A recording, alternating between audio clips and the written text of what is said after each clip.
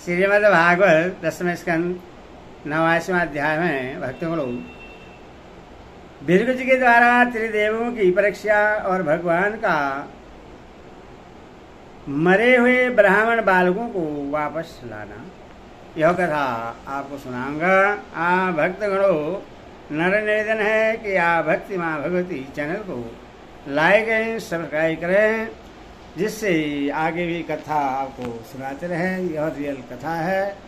भगवान कृष्ण आपका भला करे, आपका कल्याण करे। कथा सुनिए। श्री सुखदेव जी कहते हैं, परीक्षित, एक बार सरस्वती नदी के पावन तट पर यज्ञ प्रारंभ करने के लिए बड़े बड़े ऋषि मुनि एकत्र होकर बैठे। उन लोगों में इस विषय पर वाद विवाद चला कि ब्रह्मा, शिव और विष्णु में सबसे बड़ा कौन है। परीक्षित, उन लोगों ने यह बात जानने के लिए ब्रह्मा, विष्णु और शिव की परीक्षा लेने के उद्देश्य से ब्रह्मा के पुत्र भृगु जी को उनके पास भेजा। महर्षि भृगु सबसे पहले ब्रह्मा जी की सभा में गए। उन्होंने ब्रह्मा जी के धैर्य आदि की परीक्षा करने के लिए न उन्हें नमस्कार किया और न तो उनकी स्तुति ही की। इस पर ऐसा मालूम हुआ कि ब्रह्मा जी अपने तेज से दहक रहे हैं।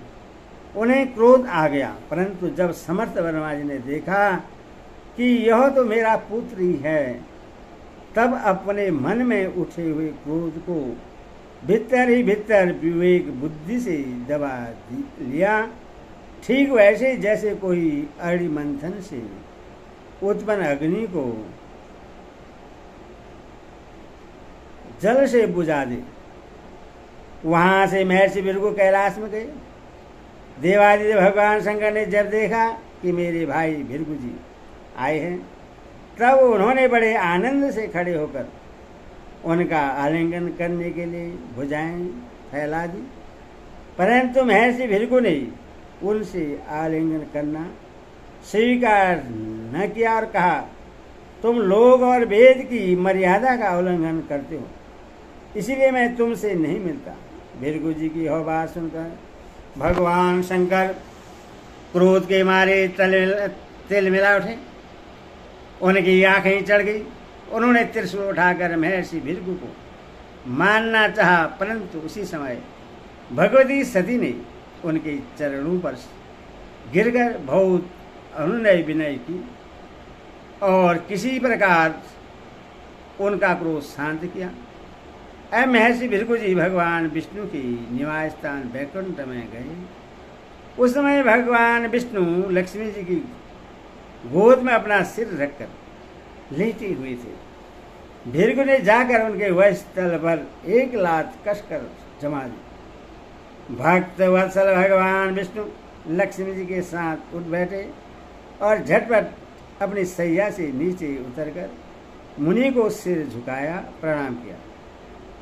भगवान ने कहा, ब्राह्मण, आपका स्वागत है, आप भले पधारे। इस आसन में बैठकर कुछ क्षण विश्राम कीजिए। प्रभु, मुझे आपके शुभागमन का पता न था, इसी से मैं आपकी अगवानी न कर सका। मेरा अपराध क्षमा कीजिए। महामुनि, आपके चरण कमल अत्यंत कोमल हैं। यूं कहकर भृगु जी के चरणों को भगवान अपने हाथों से सहलाने लगे और बोले, महर्षि, आपके चरणों का जल तीर्थों को भी तीर्थ बनाने वाला है। आप उससे वैकुंठ लोक, मुझे और मेरे अंदर रहने वाले लोकपालों को पवित्र कीजिए। भगवान, आपके चरण कमलों के ईश्वर से मेरे सारे पाप धुल गए। आज मैं लक्ष्मी का एक मात्र आश्रय हो गया। अब आपके चरणों से चिन्हित मेरे वक्षस्थल पर लक्ष्मी सदा सर्वदा निवास करेगी। श्री सुखदेव जी कहते हैं, जब भगवान ने अत्यंत गंभीर वाणी से इस प्रकार कहा, तब भृगु जी परम सुखी और त्रिवृत्त हो गए। भक्ति के उद्रेक से उनका गला भराया, आंखों में आंसू छलक आए और वे चूप हो गए। परीक्षित, भृगु जी वहां से लौटकर ब्रह्मा जी, मुनियों के सत्संग में आए और उन्हें ब्रह्मा शिव और विष्णु भगवान के यहाँ जो कुछ अनुभव हुआ था वह सब कह सुनाया। भृगु जी का अनुभव सुनकर सभी ऋषि मुनियों को बड़ी विस्मय हुआ, उनका संदेह दूर हो गया। तब से वे भगवान विष्णु को ही सर्वश्रेष्ठ मानने लगे, क्योंकि वे ही शांति और अभय के उद्गम स्थान हैं। भगवान विष्णु से ही साक्षात धर्म, ज्ञान, वैराग्य, 8 प्रकार के ऐश्वर्य, चित्त को शुद्ध करने वाला यश प्राप्त होता है। शांत, समचित, अकिंचन और सबको अभय देने वाले साधु मुनियों की वे ही एकमात्र परम गति हैं, ऐसा सारे शास्त्र कहते हैं। उनकी पीरी मूर्ति है सत्य और इष्टदेव है ब्राह्मण। निष्काम, शांत और निपुण बुद्धि, विवेक संपन्न पुरुष उनका भजन करते हैं। भगवान की गुणमयी माया से माया ने राक्षस, असुर और देवता उनकी ये 3 मूर्तियां बना दी हैं। उनमें सत्यमयी देवी भूमि ही उनकी प्राप्ति का साधन है। वे स्वयं ही समस्त पुरुषार्थ स्वरूप हैं। सुखदेव जी कहते हैं, परीक्षित, सरस्वती तट के ऋषियों ने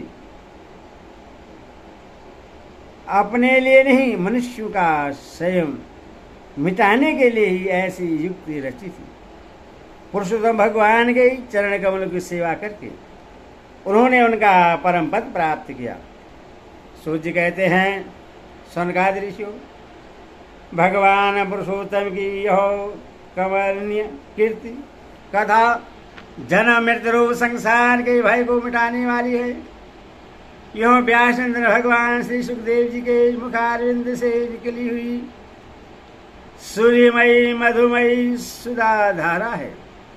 इस संसार के लंबे पथ का जो बटोही अपने कानों के दोनों से इसका निरंतर पान करता रहता है, उसकी सारी थकावट जो जगत में इधर उधर भटकने से होती है दूर हो जाती है। श्री सुखदेव जी कहते हैं, परीक्षित, एक दिन की बात है, द्वारिकापुरी में किसी ब्राह्मण के गर्भ से एक पुत्र पैदा हुआ। परीक्षित, एक दिन की बात है, द्वारिकापुरी में किसी ब्राह्मणी के गर्भ से एक पुत्र पैदा हुआ, परंतु वह उसी समय पृथ्वी का स्पर्श होते ही मर गया। ब्राह्मण अपने बालक का मृत शरीर लेकर राजमहल के द्वार पर गया और वहां उससे रखकर अत्यंत आतुरता और दुखी मन से विलाप करता हुआ यह कहने लगा, इसमें संदेह नहीं कि ब्राह्मण द्रोही, धूर्त, कृपण और विषयी राजा के कर्म दोष से ही मेरे बालक की मृत्यु हुई है। जो राजा हिंसा परायण, दुशील और अजिंत्री होता है, उससे राजा मानकर सेवा करने वाली प्रजा दरिद्र होकर दुख पर दुख भोगती रहती है और उसके सामने संकट पर संकट आते रहते हैं। परीक्षित, इसी प्रकार अपने दूसरे और तीसरे बालक के भी पैदा होते ही मर जाने पर वह ब्राह्मण लड़के की लाश राजमहल के दरवाजे पर डाल गया और वही बात कह दिया। नवे बालक के मरने पर जब वह वहां आया, तब उस समय भगवान श्री कृष्ण के पास अर्जुन भी बैठे हुए थे। उन्होंने ब्राह्मण की बात सुनकर उससे कहा, ब्राह्मण, आपके निवास स्थान द्वारिका में कोई धनुषधारी क्षेत्री नहीं है क्या? मालूम होता है कि ये यदुवंशी ब्राह्मण हैं और प्रजा पालन का परित्याग करके किसी यज्ञ में बैठे हुए हैं, जिनके राज्य में धन, स्त्री और पुत्रों से वियुक्त होकर ब्राह्मण दुखी होते हैं वे क्षेत्र नहीं हैं। क्षेत्र के भेष में पेट पालने वाले नट हैं, उनका जीवन व्यर्थ है। भगवान, मैं समझता हूं कि आप स्त्री पुरुष अपने पुत्रों की मृत्यु से दीन हो रहे। मैं आपकी संतान की रक्षा करूंगा। यदि मैं अपनी प्रतिज्ञा पूरी न कर सका तो आग में कूद कर जल मरूंगा और इस प्रकार मेरे पाप का प्रायश्चित हो जाएगा। ब्राह्मण ने कहा, अर्जुन, यहाँ बलराम जी, भगवान श्री कृष्ण, धनुर्धर शिरोमणि, परधवन, आदित्य, योद्धा, अरिहुंदी भी जब मेरे बालों की रक्षा करने में समर्थ नहीं हैं, उन जगदीश्वरों के लिए भी यह काम कठिन हो रहा है, तब तुम इससे कैसे करना चाहते हो? सचमुच यह तुम्हारी मूर्खता है। हम तुम्हारी इस बात पर बिल्कुल विश्वास नहीं करते। अर्जुन ने कहा, ब्राह्मण, मैं बलराम श्री कृष्ण अथवा परधवन नहीं हूँ। मैं हूँ अर्जुन, जिसका गाड़ी नामक धनुष विश्व विख्यात है। ब्राह्मण देवता, आप मेरे बल पुरुष का तिरस्कार मत कीजिए। आप जानते नहीं, मैं अपने पराक्रम से भगवान शंकर को संतुष्ट कर चुका हूँ। भगवान, मैं आपसे अधिक क्या कहूँ? मैं युद्ध में साक्षात मृत्यु को भी जीत कर आपकी संतान ला दूंगा। परीक्षित, जब अर्जुन ने उस ब्राह्मण को इस प्रकार विश्वास दिलाया, तब वह लोगों से उनके बल पुरुष का बखान करता हुआ बड़ी प्रसन्नता से अपने घर लौट गया। परवश का समय निकट आने पर ब्राह्मण आतुर होकर अर्जुन के पास आया और कहने लगा, इस बार तो मेरे बच्चे को मृत्यु से बचा लो। यह सुनकर अर्जुन ने शुद्ध जल से आचमन किया और भगवान शंकर को नमस्कार किया। फिर दिव्य अस्त्रों का स्मरण किया और गाड़ी धनुष पर डोरी चढ़ाकर उससे हाथ में ले लिया। अर्जुन ने बाणों को अनेक प्रकार के अस्त्र मंत्रों से अभिमंत्रित करके परवश ग्रह को चारों ओर से घेर लिया। इस प्रकार उन्होंने सूर्य का ग्रह के ऊपर नीचे अगल बगल बाणों का एक पिंजरा सा बना दिया। इसके बाद ब्राह्मणी के गर्भ से एक शिशु पैदा हुआ, जो बार बार रो रहा था, परंतु देखते देखते वह सशरीर आकाश में अंतर्ध्यान हो गया। अब वो ब्राह्मण भगवान श्री कृष्ण के सामने ही अर्जुन की निंदा करने लगा। वह बोला, मेरी मूर्खता तो देखो, मैंने इस नवपुंसक की ठीक भरी बातों पर विश्वास कर लिया। भला जिससे परधवन, अरिवंद, यहाँ तक कि बलराम और भगवान श्री कृष्ण भी न बचा सके, उसकी रक्षा करने में और कौन समर्थ है? मिथ्यावादी अर्जुन को धिक्कार है। अपने मोह अपनी बड़ाई करने वाले अर्जुन के धनुष को धिक्कार है। इसकी दुर्बुद्धि को देखो, यह मूढ़तावश उस बालक को लौटा लाना चाहता है, जिसे पारबंध ने हमसे अलग कर दिया है। जब वह ब्राह्मण इस प्रकार उन्हें भला बुरा कहने लगा, तब अर्जुन योग बल से तत्काल सेमनीपुरी में गए, जहाँ भगवान यमराज निवास करते हैं। वहाँ उन्हें ब्राह्मण का बालक नहीं मिला। फिर वे अस्त्र लेकर कर्मस्व इंद्र, अग्नि, नेस्त्र, सोम, वायु और वरुण आदि की पुरियों में, अतलादि नीचे के लोक में, स्वर्ग के ऊपर के महलोक में एवं अन्य स्थानों में गए, परंतु कहीं भी उन्हें ब्राह्मण का बालक न मिला। उनकी प्रतिज्ञा पूरी न हो सकी। अब उन्होंने अग्नि में प्रवेश करने का विचार किया, परंतु भगवान श्री कृष्ण ने उन्हें ऐसा करने से रोकते हुए कहा, भाई अर्जुन, तुम अपने आप अपना तिरस्कार मत करो। मैं तुम्हें ब्राह्मण के सब बालक अभी दिखाई देता हूँ। आज जो लोग तुम्हारी निंदा कर रहे हैं, वे फिर हम लोगों की निर्बल कीर्ति की स्थापना करेंगे। सर्वशक्तिमान भगवान श्री कृष्ण इस प्रकार समझा बुझाकर अर्जुन के साथ अपने दिव्य रथ पर सवार हुए और पश्चिम दिशा को प्रस्थान किया। उन्होंने 7 पर्वत वाले 7 द्वीप, 7 समुद्र और लोकालोक पर्वत को लाकर घोर अंधकार में प्रवेश किया। परीक्षित, वह अंधकार इतना घोर था कि उसमें सेवी, सुग्रीव, मेघ, पुष्प और बलाहक नाम के 4 घोड़े अपना मार्ग भूलकर इधर उधर भटकने लगे। उन्हें कुछ सूझता ही न था। योगेश्वरों के भी परमेश्वर भगवान श्री कृष्ण ने घोड़ों की यह दशा देखकर अपने सहस्त्र सूर्य के समान तेजस्वी चक्र को आगे चलने की आज्ञा दी। सूर्यदर्शन चक्र अपने ज्योतिमय तेज से स्वयं भगवान के द्वारा उत्पन्न उस घने एवं महान अंधकार को चीरता हुआ मन के समान तीव्र गति से आगे आगे चला।